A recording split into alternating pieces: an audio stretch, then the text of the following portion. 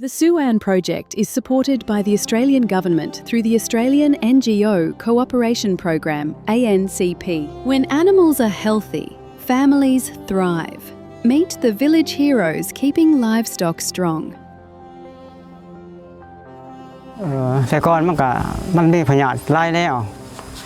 พยาธิใต้พยาธิลงเล็บปากเปื่อยสัตว์นี่บ่คือเดี๋ยวนี้ลงเล็บปากเปื่อยก็บ่ชูมีส่วนละพยาธิตาห่มเลือดล่ะขาไข่ข้อไข่หรือว่าแนวนึงแบบบ่เฮาก็มีใช่